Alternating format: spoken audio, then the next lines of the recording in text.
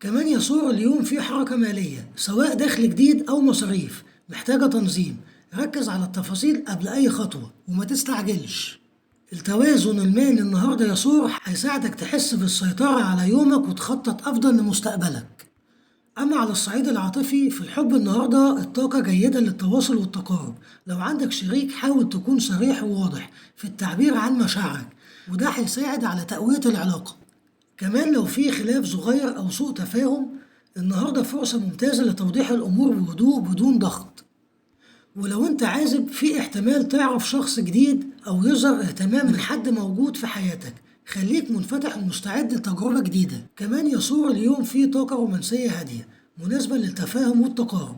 لو عندك شريك ركز على الاستماع منه وافهم بدل ما تجادله على التفاصيل الصغيرة. ولو انت مش مرتبط يسور ممكن تظهر فرصة لقاء أو محادثة جديدة